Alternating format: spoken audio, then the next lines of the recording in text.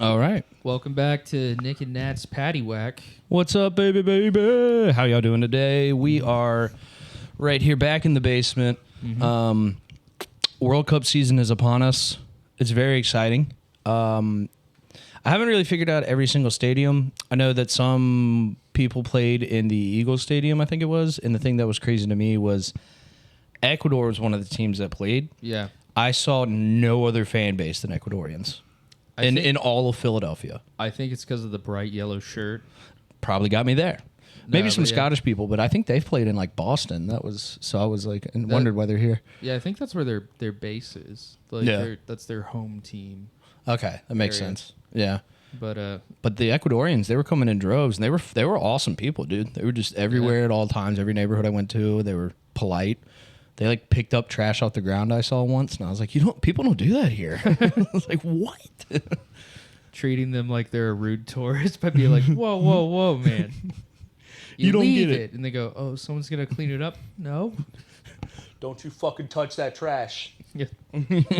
Yeah. Oh, yeah. So, but that's pretty much it in terms of the Philly life. I feel like it's just been a lot of Ecuadorian folks. We had a week of hell sweating fucking temperature death. Good Lord. That was nightmarish. It was, it's like I left the South and came to Philadelphia where it's less humid, and then for like 2 weeks out of the summer, they're like, nah, you didn't really leave. Yeah, it's going to be 98 degrees with humidity. Just get rocked out of nowhere. It's nasty. So, my electric company sent me a projection bill where they're like, if it keeps up this month, you're going to pay like $400. And I was like, that's not happening. But thank you for letting me know. No time about this. We're not gonna do that. Yeah. But yeah, that's good fun. It feels like we're back in Texas with the old power grid. I know, right? Good Lord. That's fun, Texas. You guys, you'll succeed one day. It'll work. No, but we were talking about some stuff a minute ago before the pod started. I know that we were gonna riff into it, but you had some fun stuff come up. Oh, yeah, I got a haircut. I was going to say twin. Yeah. So now. Yep. But other than that, you also got a new car. Yes, I literally got a new car today. I still feel fucking sick. I hate buying things. I hate it. I hate it so much. Yeah. No, so like, yeah. It's only like the second most expensive thing you'll ever, have tied to your name next to a house. Yeah. That's pretty cool. Yeah, but at least a house, you don't pay rent anymore. There you go. There you go. That's a good point. On the bright side, what kind of whip did you go with? What are we working with here? Yeah, we got a 2023 Honda Civic Sport hatchback. Yo, wait a minute. Yeah. This is the first time I'm hearing about that. You got a fucking Civic hatchback Sport? That's a beast ass car, dude. Come on, man. We got to whip that thing around the city. It's about family. What is it? It's 1/4 mile at a time. Yeah. Just. Yeah, I'm looking to steal some DVD VCR combos. I like to think that you only went over with Grace about what the model of the car, and then you pull up and it's got like a body kit and turbo on it. Grace is like, no. And you're like, but Need for Speed Underground 2, 2007? Come on, babe. Well, I did. I kind of jumped into it. I mean, we haven't had a car for over a month, and I have been looking, but I told her I was going to go drive it today. Did not tell her I was going to buy it. She's very cool with it, but that made me feel like a psycho once I realized she was like, you didn't actually tell me you're buying this. And I was sitting there buying it, and then I'm like, oh my God. You got your phone on the table with a pen in hand and you get a text from Grace. She goes, wait, what the fuck? You're buying it now? Nicholas Flint. And then there you go. Effectively. It did not make me feel like a good spouse. Yeah. Maybe I'm not, but she got pictures of the car. There you go. No, but she knew the model of car and why I was interested. Mm-hmm. And so it's weird though because you moved to Philly and you have to. I'm sure this is any metropolitan city to a certain degree, but like we drive like a Honda HR-V, which is like a shrimpy hatchback type car. Yep. which in any circumstance would be like, all right, it works. I'd like something else. Nothing better for this entire city. Like a smart car is the best car for this city. I looked into them. Yeah. So it's like there you go, dude. The greatest technology to man. But it's like the best car to have in a city is like a hatchback. That's like a Civic-y kind of vibe. So yeah. Welcome to the club, brother. Indeed. And it's a good vibe. Parallel parking, no problems from now on out. I'm just glad I don't have to talk to Lyft drivers as much as I do. I appreciate a good conversation with a Lyft driver. Last time I had to go, and it was a 40-minute drive, and he talked breathlessly, and I mean breathlessly, about how much he loved his fucking Dodge minivan he was driving me in. It's just like, is it like a dad love? Like a dad driving the children around where he's like, this is the best car? Or is it like it's a car enthusiast love. Oh, no. So he's like, and he's Dominican. And so he just keeps doing this thing where he's like, I know Black Poppy, but this Dodge like, Caravan. He's like, and if I adjust this, then more fuel will go in and it'll be more responsive. And it's like 28 minutes in, and I've run out of yes. Yeah. Yeah. Yes. What if he did hit the gas and it had a turbo in it? And you hear that? That would have been nuts. You're like, yo. Well, around the end, he was telling me why I should not get a turbo and what I should do if I have a turbo and all this stuff. No, I mean, supercar enthusiast for some reason driving a minivan. No, yeah. It's a wild mix. He's not even the craziest one this month. Like, yeah. When I first got back from Japan, I had to take a lift from the train station, like in town, all the way out to my job, and just the train kept getting delayed. I order it, I get in, and he goes, "Hey, buddy, if you cancel, I'll just take you there if you Venmo me $50." And then I was like, "Okay, fine, whatever." And so I did it. I saved $30 or whatever. But then he immediately was making me regret it because it wasn't even like 5 minutes into the drive. He just kept going, you can smoke in my car if you want. As he's lighting up a fucking dart.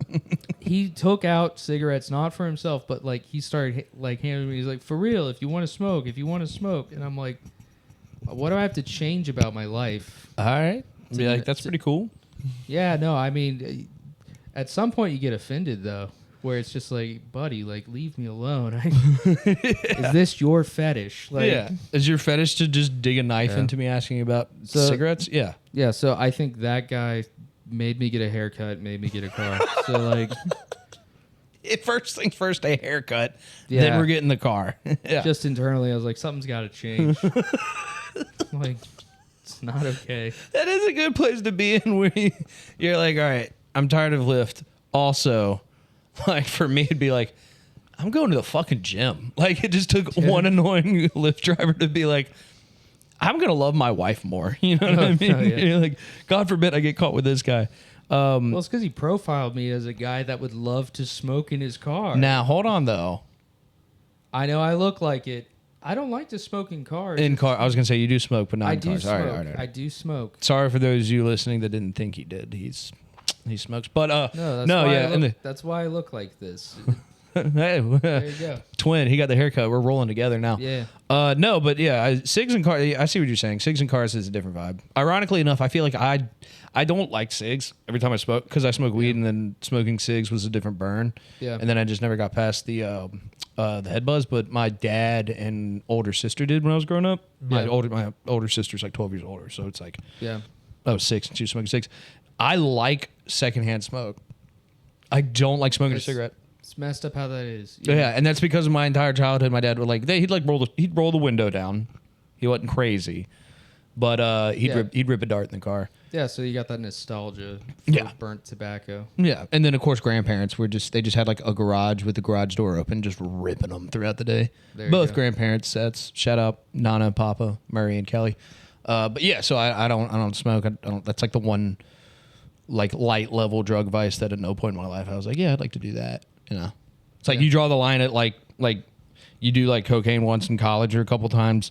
Then you're like, all right, this one's not that bad. And then someone is just like, hey, like heroin might be fun. And you go, no. No. Yeah. They make movies about that one. I'm good. Now, let me go down the regular opiate track first to get there. So, but cigarettes was always one where I was like, nah, but yeah, secondhand smoke, I like it. So I think I'm the opposite as you. Fair. I would have weirdly been like, if you like that cigarette, I'm not going to get mad, but I'm not going to be happy you did it. You know, it's kind of. If it were that, my Lyft driver, I wouldn't have been mad if he did it. I was just annoyed that he kept insisting I do it. Yeah, that's the thing too. Because I drove Uber for like, God, how long was it?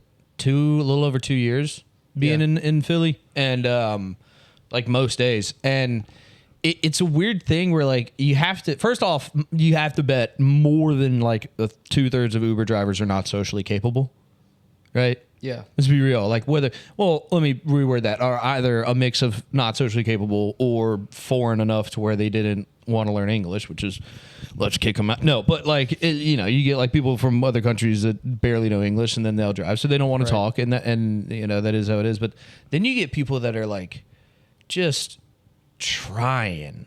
And like for me, I'm like awkward enough, but like you have to learn somewhere in your head, you get like one shot as a driver. Yeah. You get one sentence and it better be good. Yeah. And if it's good, they might. And then most of the time they'll just be like, oh, yeah, cool. And then you're like, done.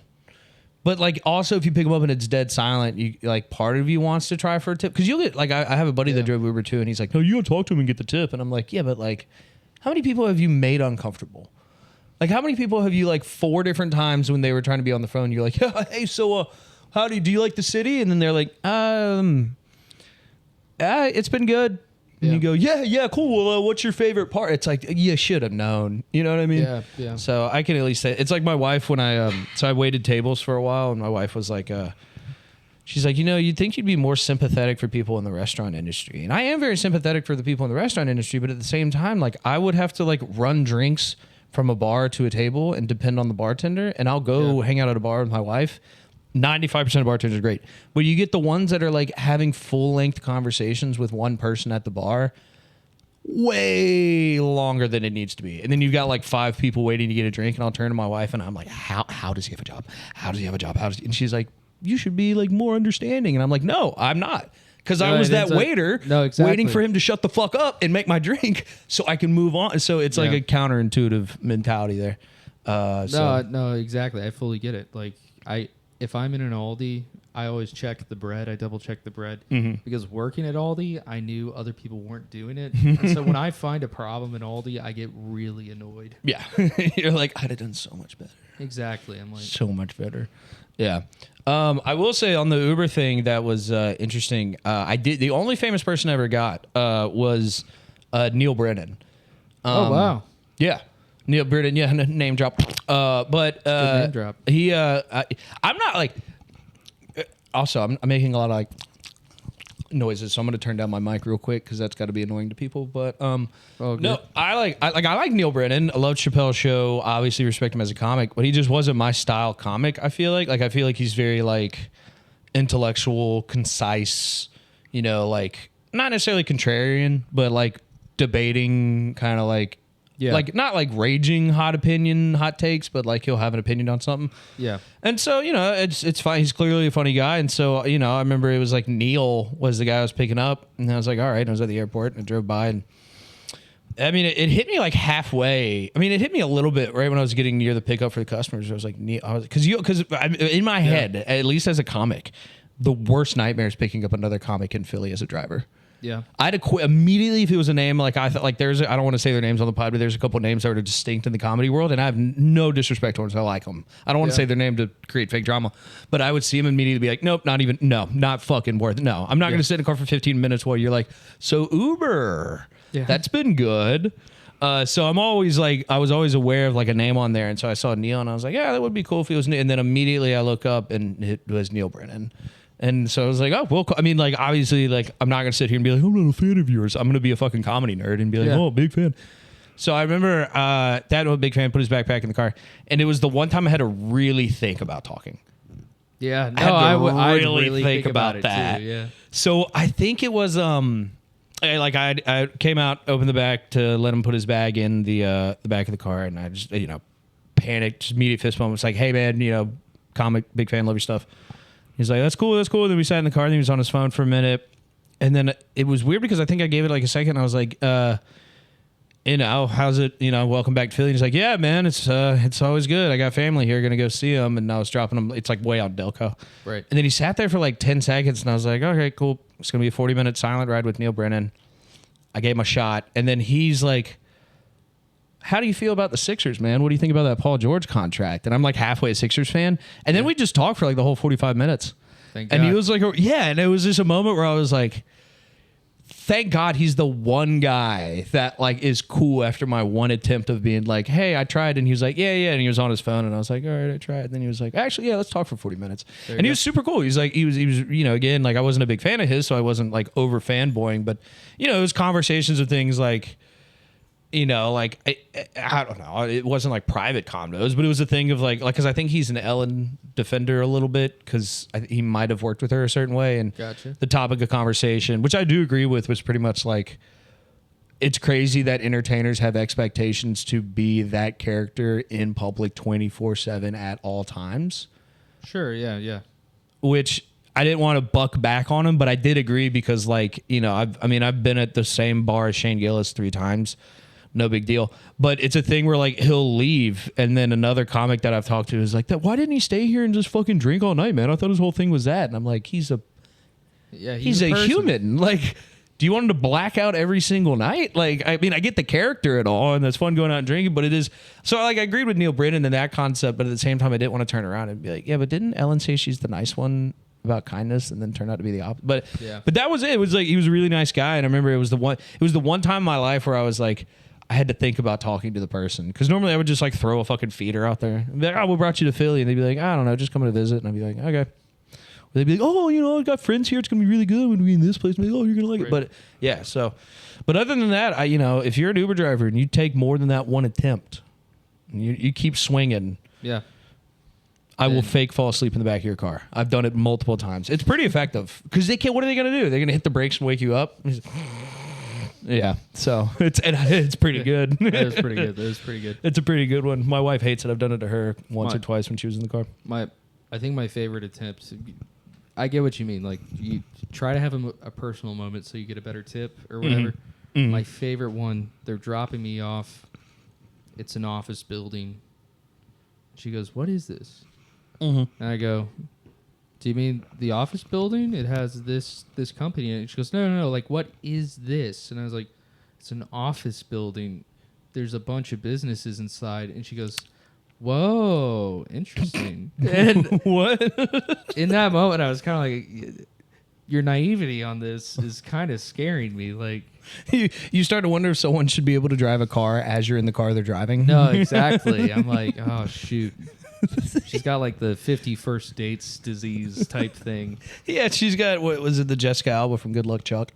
Yeah. You're like, oh, that's so sweet. Yeah. Except she's driving an Uber. And you have to be like, no, this is machinery. Yeah. Yeah. I will say my favorite peeps, I don't know why this would happen a lot, but they would always just make my day, was the fast food kitchen workers. Yeah. You'd get them at weird hours. Always covered in like some sort of flour base, smelling like not bad but not great. Like it's not. It's like a dough odor. Yeah, it's not food yet. Exactly, it's a dough odor. Yeah, and they're just like holding this place, and they don't give a shit. And they're always either going from a should my car be here to the fast food joint, or from the fast food joint to a should my car be here kind of place. Fair. And they're always like positive about it too. Because they're either just like, dude, I'm about to go home and smoke aggressive amounts of weed and probably black out on a couch. I'm feeling pretty good. Or they're going into work like you got to give it to people that have worked in fast food for more than 5 years. I don't think anyone gives less of a fuck about their job and can get away with doing as little with their job together than fast food workers that have been there for more than like 6 years. Because I would wait tables and you'd get someone there that beat 7 years, and like as a waiter, you'd always have side work. Yeah. Like stock something or clean something or because you would rotate per shift, and some shifts you'd get the worst thing. Right. And you'd get someone that worked there like 8 years, and they would just brazenly be like, not fucking doing that shit. Yeah. And then you would have to be like, new guy. Yeah. We gotta train the new guy. Yeah. Who's been here for 2 years. Yeah. I remember one time that is crazy, man. Waiters getting tenure, essentially. Yeah. There was a guy, because I remember one was my side work that I didn't get assigned was to like pick up the mats in the wait staff area, wring them out, and then mop the floors, which was by a landslide the hardest thing. And Randy had it, and then I come back, and then it switched over, and I went. To quote Randy a minute ago, I was like, "Randy, didn't you have it?" And he goes, "Nope, not fucking doing that shit," and just walked away. And I remember being like, "You didn't even." I kind of respect the bluntness, but also fuck you. Like, go find another job. For real. I think he died a few years later, but I quit the job before he died, so I don't know. Hopefully he didn't die. Hopefully I'm wrong. But that was one of those things where it's like it's such a low stakes job, like being a fast food like head of the kitchen while the manager's out for the day. Yeah, nothing's getting done. Oh, never. Nothing's getting done, dude. Never. You're getting a fucking, I don't know, like a cheesy double beef burrito in your KFC pot pie box. Like, I don't care. Like, take this slop and put it in that thing. Send it out to that guy. Like, I've gone through drive-thrus before where they went, "Hey, actually, we're just going to do DoorDash orders right now." And I'm like, "Why?" And they're like, "Because the DoorDash orders are kind of too much, so we can't focus on anything else." And I'm like, "You can't so do that. You want me to throw myself into this wave of them?" And they're like, "Yes, sir." Yeah, pretty much. Thank you, sir. Thank you. It's funny you say that. There's a video online, and it's one guy passenger seat videotaping, and then another guy driving the car. Mm-hmm. And it personally it makes me laugh really hard that it's these two black kids doing a white manager voice. Yeah. And the caption says, "Local Taco Bell only does DoorDash. Looked up the local general manager, the region's name," and then they pull up, and then you can hear the microphone go, "We're only doing DoorDash orders at this time." And then you go, "This is Ron Smithengston. I'm the regional manager. What in the fuck do you think you're doing? Not taking drive-thru orders?" And then they'll sit there and be like, "I'm sorry, sir." And he goes, "Get your shit together." And then he'll drive off, and it just makes my day. It's just, I think this big Taco Bell worker's like, "I cheated the system. I'm just not." And then it's like the God manager is in the drive-thru, and you have to be like, "Oh." So shout out those kids. They like to have fun. Shout out Indeed. Shout out Indeed. Shout out Indeed software. They really did not help me find a job. No. I think that was Glassdoor that got me a job. So shout out Glassdoor.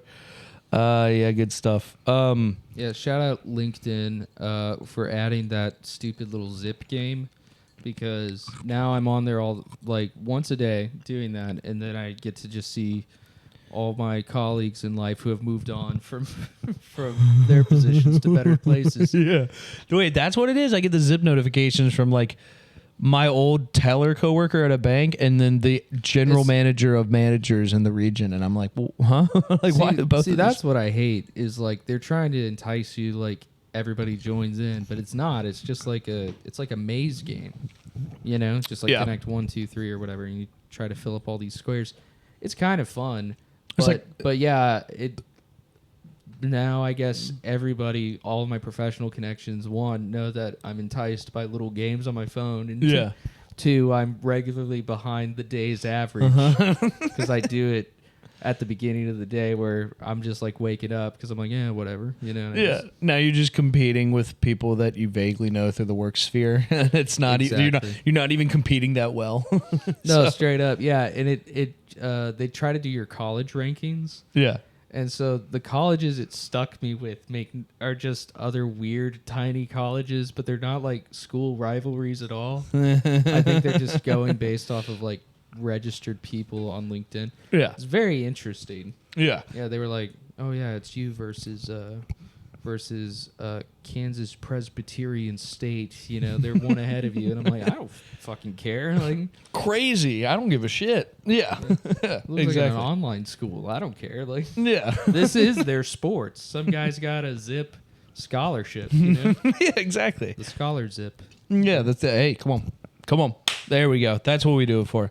Yep. That's why we're having fun. I don't know. I'm trying to think of other new stuff. We were talking about something earlier, and I kind of forgot what I was talking about. But other fun stuff has been happening. My job's been letting me work remote for like a full month, which means I'm doing significantly less work production.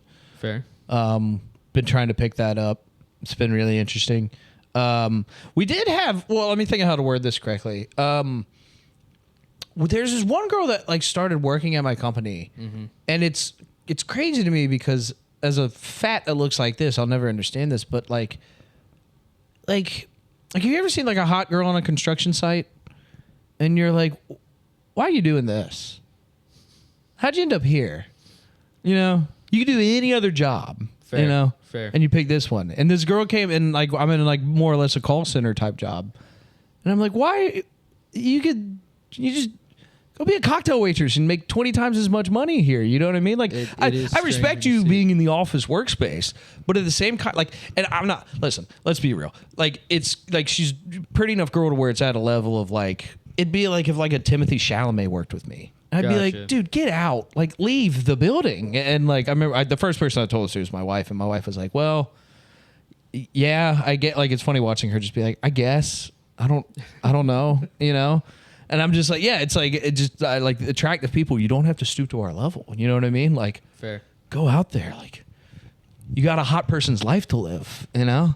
No, yeah, you just see hot people on the street, and you just assume they don't have to work. Yeah, you don't have to. Come on, you know. Yeah, I'm not. exactly. Yeah, I'm not saying like ladies hook up with guys to live through life, but like no, it's hot not even people that. don't Like, have to do things. No, like, exactly. Literally hot dudes. I'm just like, that guy just surfs all the time. Nobody knows where the money comes from. Yeah, like his weekends are dedicated to like VIP pool access spots throughout the city. Exactly. That I would get fucking physically beaten for stepping into. Yeah, he does, you know, entrepreneurship videos for YouTube. Yeah, exactly. Him and his circle of friends, like-minded fellas, investors, you know, at summits and meetings, putting their minds together. Yeah, so that was a fun one. But other than that, nah, man, it's pretty interesting. Call center, I'm starting to get to the part where I have to like make a lot of calls throughout the day. Yeah. And it's really, it's like I'm bipolar when I call people. Oh yeah. It's either like I can pull the nice Southern thing, or people will try and be like, yeah, I'm not going to pay you money, and I'm like on the borderline of being like, motherfucker. Yeah. I know you. I'll fuck like, oh, I'll get the legal involved. Like it's like, but then you have to find that balance of just being, and then you got to eat shit from people where they're like, well, I'm not going to pay you, and then I have to be like, bitch, you are going to pay me, but instead I have to be like, well, that's unfortunate, sir. You know, like we'll have to look into this issue. And it's funny because my wife will walk by because she works from home, and she'll like see me on a phone call and be like, this sucks for you, doesn't it? Yeah. And meanwhile, I'm just taking shit from a guy named Gary in fucking Idaho who owes me money for a bulldozer. What a jerk. Yeah, what an asshole. Fuck you, Gary. Yeah, fuck you, Gary. I'm calling you Monday. Yeah. I've got a schedule, dude. I'm gonna bug your ass. But no, I also, you're probably in the same boat. We might have talked about this before. You haven't succumbed to telling them you do stand up yet, have you? No, I succumbed. I don't think that's how you say it. I succumbed. There you go. You cicaded. Yeah. No, I told someone, and that was enough for it to be a leaky problem, because now, literally, I went to lunch, and this is just like yesterday. We get in the car to go on the way back, and the guy just asked me straight up, he goes, so Nick, how's stand-up going? I turned around and I was like, I haven't fucking ever talked to you about this. You know? Yeah. And he's like, oh, I'm sorry, is that supposed to be a secret? And I'm like, well, I want you to think about that before you say it in a car with 4 other people. Yeah. You know? Yeah. Maybe you don't like actively spread the word of something that I told to you one-on-one. Yeah, I actually don't know where it came from. The thing about it is like at first I was like sweared against doing it, but then it's like I don't have that bad of stuff. Like I don't feel like I'm that edgy enough to where like a boss would be like, hey, you can't say that. And I don't really even, I don't talk about my workplace. But then at the same time, it's like, how much would my work suck if people didn't think I was funny? And then I continuously told them I'm a funny, you know what I mean? Yeah. Like yeah. I'd rather at best be the office ham that people don't know is trying to be funny. Exactly. Yeah. So I feel like that's where I'm at, which is a pretty good spot. That's a good spot to be in. Yeah. I'm riding it pretty well. It's fun. Speaking of funny, I remember I was trying to bring this up earlier. It's I'm going to just give up on making it a stage bit. Okay. Because it's already comical enough. But so like basically the main point I'm trying to get at before I say this is like we really did have, it seems like 1 to 2 years where TV was like, yeah, we're going to have some sort of standards in life. You know what I mean? Like if you go watch back something like 2004, you're like, how in the holy fuck of hell did we make this? Like a TV company produced this television, like even old Survivor seasons. You're like, this is like 2008. You know what I mean? No, it all looks filmed with like a cell phone. Yeah, it's like, well, it's filmed with a cell phone, and you know, I'm not a PC guy, but then there's like I remember one episode or season of Survivor we were watching, and it was like all white dudes, one black girl, and then like 2 girls, and they literally picked like 4 white dudes that looked identical. Like they didn't even put the effort in to get like diverse looking white dudes. Right, yeah. Like it was just like that too. But then also the absurd things like the old Fear Factor or you know, like stunt based things. And the reason I say all this is to say the fun thing was that I think the peak of that was there's a show, my buddy Cameron, shout out Cameron Leedy, New York comic, very funny. He told me that he had seen the show called Man vs. Beast. And there's an episode that he had seen. It was two things were in the episode. The first one was, and this one was just dumb. Like this is just like, but because it all boils down to like dudes in a boardroom with these ideas at some point. Because it's old school TV. Old school TV was entirely dudes in boardrooms. Yeah, like they would get a writer to be like, "Hey, write something," and then the writer would write it, and they'd be like, "All right, we're going to take like 5% of this, and then we're going to make our own thing." Yeah. And so the first thing was, can Kobayashi, world famous hot dog competition guy, number 2 to Joey, beat a grizzly bear in a hot dog eating contest. Which already, see, it's fun to think about until you actually think about it. Yeah. Like what, is Nat going to beat a cheetah in a foot race? Is that going to happen? No, I mean, no. No, the grizzly bear is going to eat 19 hot dogs every half a second. And then Kobayashi's going to be just like 1, 2, 3, already 24 off the board, like done. Like it's, so that one was fun. But the real funny thing that stuck to me was, so many aspects of this. They had a tug of war competition between 44 little people and 1 Asian elephant. Right. Yeah. I remember you talking about this one. Yeah. Like already saying it out loud. How did that get from boardroom to TV? Because think about it. That's all it was. It was literally dudes in a room being like, it's the Shane Gillis bit of the Special Olympics. It's like, no, the bravest guy. Yeah. It's pretty much like how many of them can beat an elephant in tug of war? Like that was the conversation. And it's funny for so many reasons. First off, I know what you're thinking. They didn't tie 44 dudes and chicks to 1 elephant and just let it rip. You know what I mean? Right. Like as fun as it would be to say, like just watching like a just married car go down the street with all the cans just fucking bouncing, like that's just not the reality of what it was. Because what they did was they took 2. I told Nick this. They took 2 Boeing, I think it was like Boeing 757s or whatever, like full blown commercial airline, like the biggest ones possible, and lined them up parallel next to each other and just tied it off. And we're like, hey, we're just gonna have 44 little. They could have picked like a fucking Mazda Miata and had a tug of war. They could have had so many different, but they were like, nah, we're going to pick the biggest thing on earth that has wheels attached to it and 44 little people. Secondly, they had to get a little person coach, which didn't seem necessary. I don't think you need a coach for tugging. That seems, just tie people up and have them go. But they went, and again, it's only funny because it was like 6 dudes in a room that thought of every single aspect of this, that they picked a 6'8" strong man to be their coach. So they didn't just pick a strong dude. They picked a damn near NBA player. Yeah. Which, you know the visual. Right. 44 LPs and fucking LeBron James standing next to each other is a visual that 6 dudes cooked up. So then they made that happen. And, the elephant won surprisingly by little. Really? Yeah, surprisingly by little. Because here's the thing. This is the other fun part to me. 44 little people is not a number that comes up in your head. Yeah. That's a specific number, which means they thought that number through. That means that they did stupid people math to come to 44. And at some point, they got stuck between 43 and 45. And they went, listen, let's be real. This is an Asian elephant. This is one of the biggest animals on earth. We cannot get 43 little people to pull that mass in a competition. But on the same token, 45 has way too much horsepower. Wow. That's going to annihilate that elephant. And Yeah. so for that reason, we're going 44. There we go. Like, that was it. They minused 1 from 45, and they had to have logic for that. And that's insane to me. And so it should have been 50, one from each state. come on, dude. That's why we could make a better TV show. Hell yeah. Instead, it was probably Nepo bros who somehow wiggled into like an executive job that were just like, can little people beat an elephant in tug of war? And then one logical person in the room said what I said earlier, was like, you can't tie him to an elephant. Yeah. That's going to be, and they were like, all right, Becky. Fucking bitch. All right, fucking we'll tie him to a Boeing 757. And then it happened. Yeah. Like, that's the crazy part. Like, no one stopped him and was like, hey. Like, Dude, good fun. I wish they did that for the fucking, America 250 instead of that cage fight. Dude.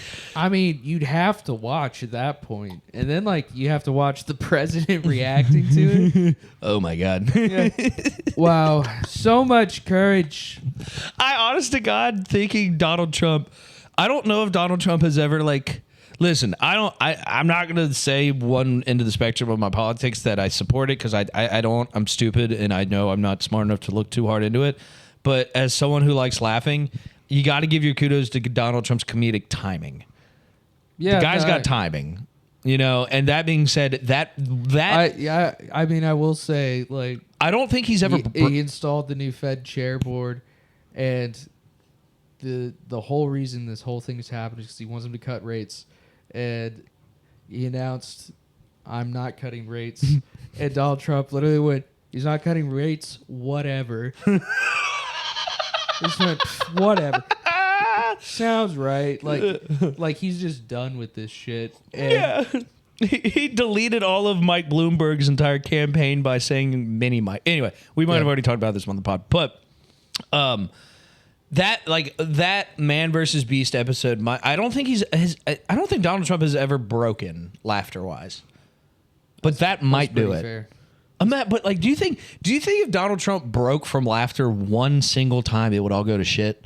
Like, do you think if he broke from laughter, he would just be like, all right, I don't know what I'm doing anymore, guys. This is crazy. Last thing I knew, it was WWE in the 1997. You know what I mean? Yeah, then it would go to shit. then it would go to great, shit. Man. Yeah. Oh, Donnie, we love him. Yeah. No, the UFC event, that was that. Honestly, well, I'll say this. First things first. Got like his.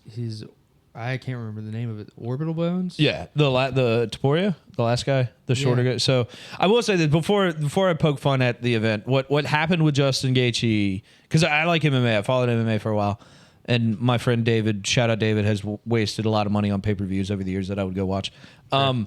Justin Gaethje, the fact that he was able to beat the guy he beat, ironically enough, at that event, at his age, really is like not like that shouldn't have happened.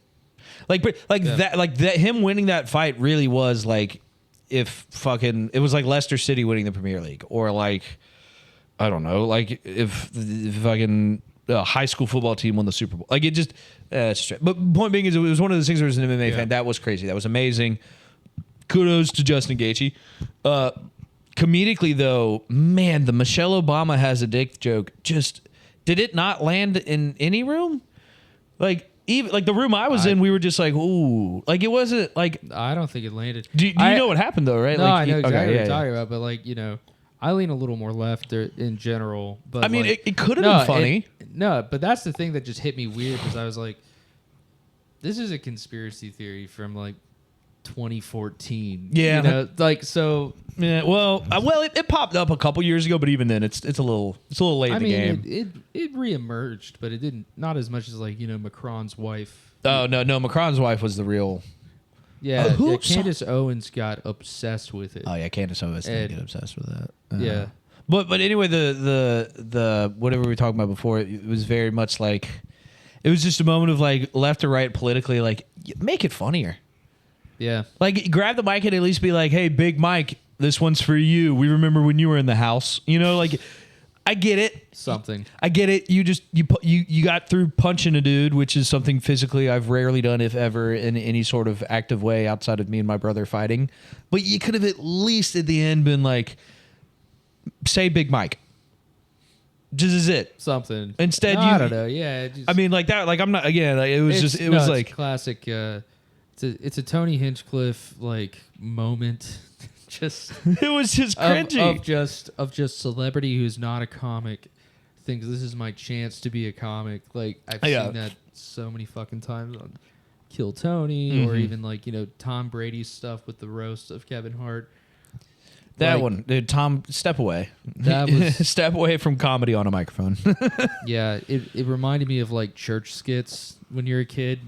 Like where it's like you're doing it because God's watching, even though this isn't like going the way you want it to. It's so rehearsed, but it's like everyone's kind of laughing because the guy's hamming it up. Yeah. But the problem is, Tom Brady thinks he's awesome. Oh, 100%. Yeah, this is a full blown arrogance thing. Yes, yeah, that's exactly. rooted in. And so it's Kevin Hart a little bit too on that end. Probably. But no, I just thought that was a little fun tidbit.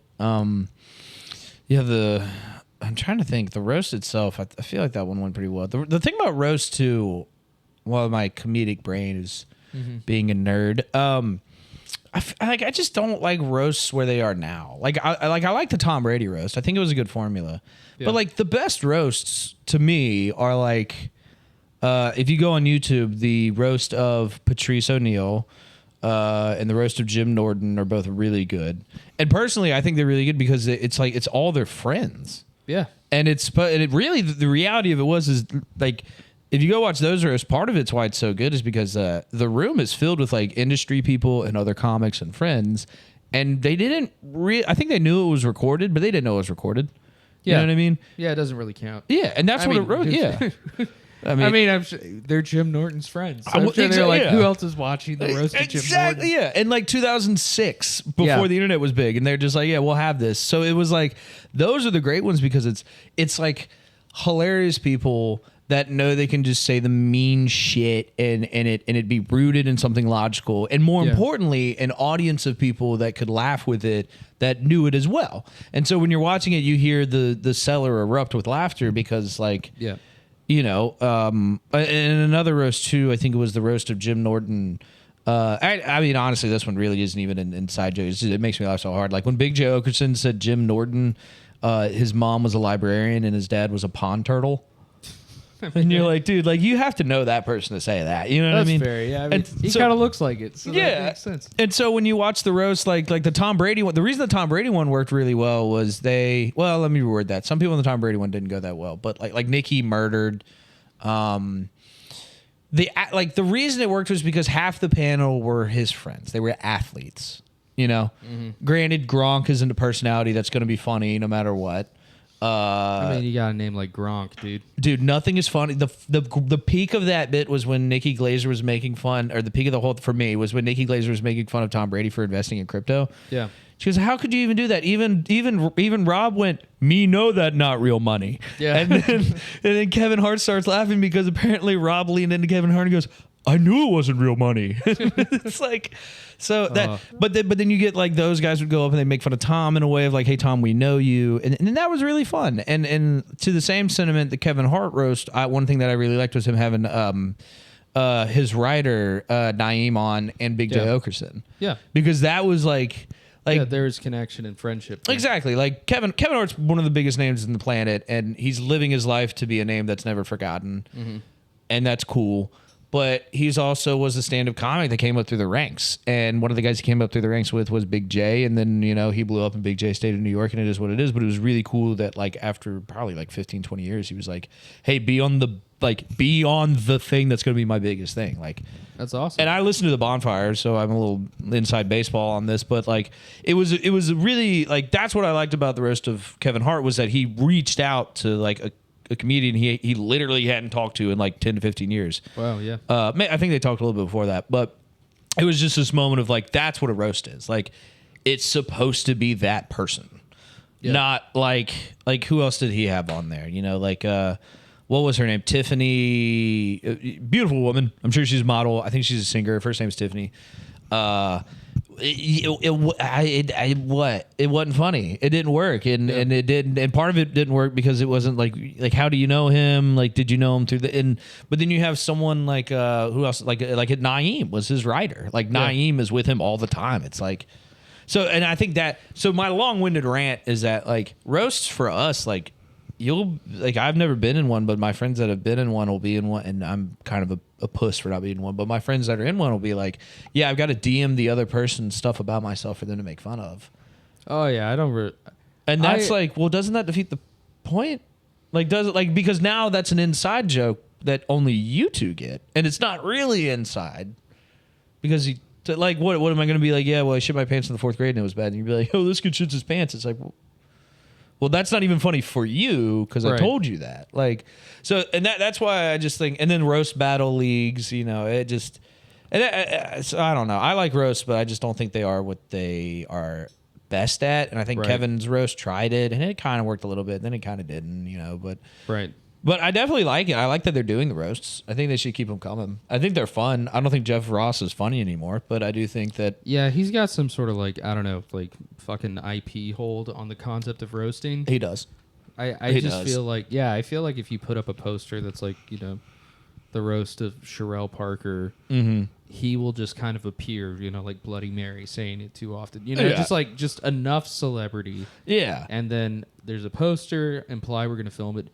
Basically, this is how we catch Jeff Ross. Yeah, this is how we get him, dude. Yeah, yeah, and I don't know. I mean, again, I take it back. He's a very funny guy. He's a good roaster, but at the same time, it's like how like you don't know Kevin that. I mean, maybe you do, but you knew Kevin that well. Then you knew Tom Brady that well, and then you knew Flavor Flav that well. And then you knew William Shatner that well. It's because and he then was you on knew all of those Adam Carolla that well. Like, yeah, exactly. But to my point, it's like that's not a roast. Like, that's not. If you're like a mercenary that's brought on to learn something about someone to make fun of them, like you're creating a laughter moment, but it's not wholesome. You know what I mean? Right. Like one of the things that made me laugh was when Big J was like, "Hey, remember when my house got flooded by Hurricane Sandy and you wanted to give me money?" But I was like, "I'm too prideful." And then our mentor, who we both have as a mentor, called me and said, answer your fucking phone. And I went, no, I'm not going to do that. And he said, do it. He's going to give you $10,000. And I went, that's too much money. And then our mentor went, that's insultingly low.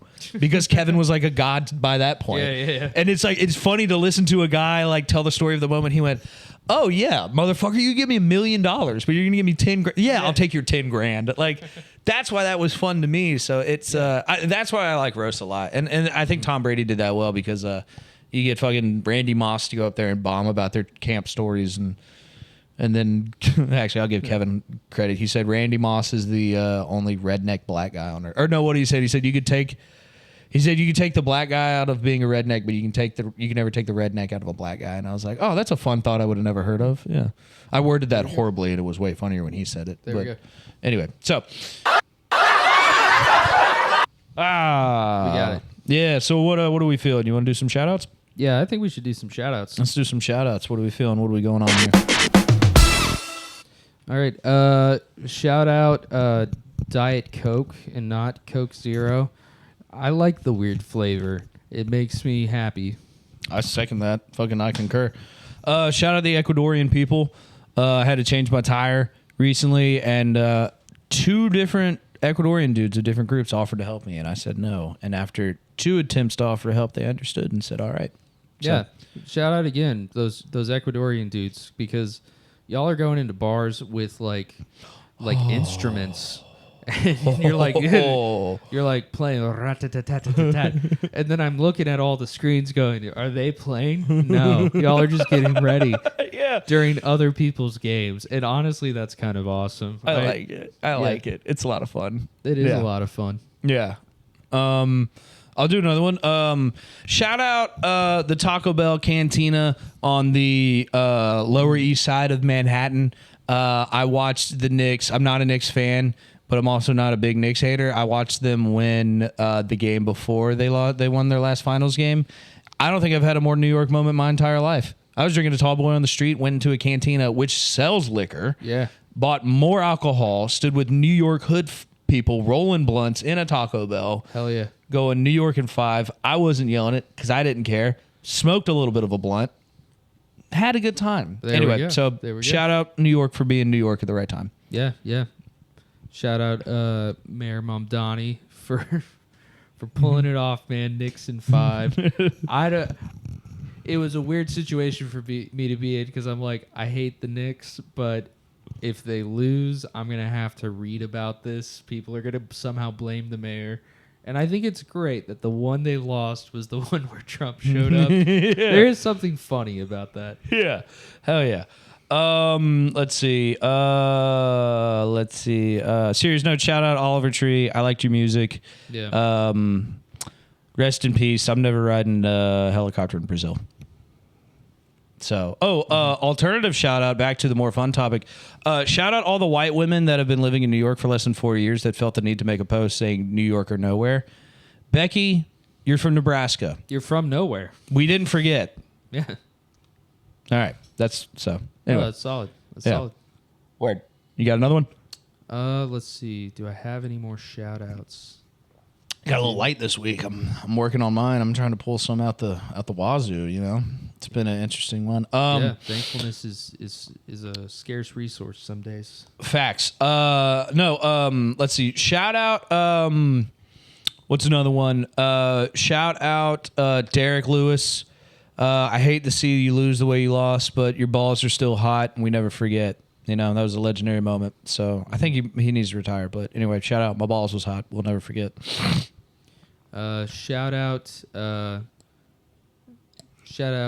Eastman Guitars. I got an Eastman guitar years ago.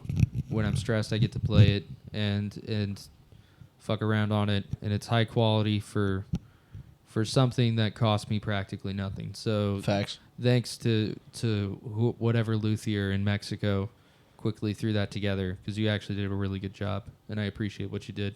I like that. That's really nice. Shout out Felix in the balloon. We didn't forget. Some Did you of forget? us never knew. I don't know what that means. No shit. Little Felix was the kid who was in the homemade. Weather Boy. The Weather yeah. Boy, yeah, and then flew away, and then his parents were like, "Oh no, he's in there," and he wasn't in there. That's Yeah. awesome. We didn't forget. Yeah, so Never forget. never #never forget. Yeah, honestly, shout out to him. He's always going to have a fun fact for the fun fact game. He's gonna have the funnest fact. Yeah. I was not in a weather a weather balloon. Yeah, whatever that was. Yeah, Exactly. shout out that kid. Let's see. What's another one? Shout out the boys back home. We didn't forget you. Shout out Greensboro, North Carolina. I'll be down there this weekend for a wedding. I'm staying in an Embassy Suites, and I've concluded that's pretty much all there is to do there. That's fair. So it's going to be some alcohol indoors and then go to my boy's wedding, which hopefully. Hell yeah. Now, here's another thing. Shout out to wedding games that you don't tell the groom about. The key is you start a game of trying to make another one of your friends get hammered at the wedding, and then you all just make him get hammered. That's a good game. So we're gonna try and get one guy to just start downing him to see how drunk he can get, and then we're gonna go to our hotel and go to bed and act like we didn't do anything wrong. So it's gonna be good. He's not gonna get alcohol poisoning, but he might yell some stuff out loud. We'll know where to draw the line, but we have an operation. I'm not gonna say which of the group, but we got an operation going. So. And we're gonna put a kielbasa sausage in someone's backpack. Me and my friend Jack. We're gonna shaboing somebody this weekend, dude. It's gonna be a problem. Does Jack know this, or have you? Oh, no, dude, it was decided Jack's he will idea. Be your, okay. Yeah, it was his idea. No, we got a friend. We got two friends flying in, and we've decided that we're gonna try and put them at the bottom of their luggage. So that way, when they go through TSA, it's gonna get checked, and then TSA might stop them and be like, "Sir, you can't." Sir, why do you have a kielbasa sauce? And then our boy's going to be like, hey, yo, I just got shaboinged. God damn it, I got shaboing. Yeah, so we're best Harrison Ford. yeah. Who could forget that I scene was in Blade Runner? I didn't do this. By God, JR, he got shaboinged in the ring. So anyway, shout out Greensboro, North Carolina. It's going to be a fun time. Yep. Anyway. Shout out Our shout outs. Hell yeah. Yeah. Word. Well, what you feeling? Honestly, I feel like this is a good time to end. Boomskis. Do you feel good? Oh no, I feel good about it. I was trying to let you lead the way on another topic because I was blanking out. But we've hit an hour, so I think we've done good. We've done good. Yeah. Just before we end, I just want to thank everyone. This should have been a shout out. Thanks everybody that came to the final What Is It Comedy open mic. We felt really loved. It was great to see all these people that we've seen over the years come together for one last hoorah to enjoy all the weird fun moments we had at Rotten Ralph's. Yeah. If you are interested in hosting the open mic, contact Dana at Rotten Ralph's. She is looking for someone to pick up the open mic. So any day of the week? Wednesdays. There you go. Rotten Ralph's was a fun place. It felt like a good room for alternative style comedy in Philadelphia. Mm-hmm. As with all mics, they come to an end.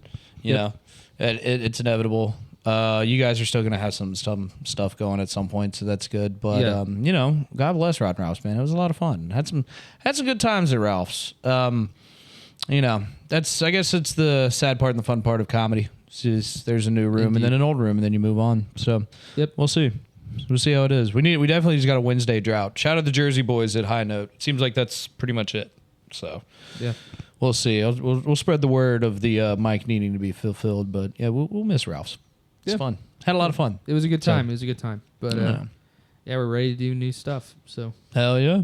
Well, if you're still listening, we're back. We're hitting the groove again. We'll have them out every week.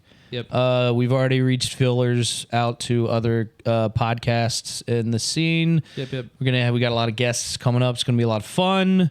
If you're still listening, we really do love you. Our Czech fellows, if you're listening, stay strong. I don't know if you guys are in the World Cup, but if you've chosen a team to root for, I hope your team wins. Same. We miss you. One day we'll see you in person. Until then, we love you guys. Keep trying to watch hockey. We're trying to. We're working on it. As of now, we're the worst hockey podcast on earth, but we'll move up eventually. So. Yeah, I got Game Pass, so I might just download the NHL game and then just make computer versus computer go. Okay. Might just watch that for a bit, try to figure out the rules from that. We're going to figure this out. We're going to get to the bottom of this. So, and you guys are going to be there with us along the journey. So we love you. Never change.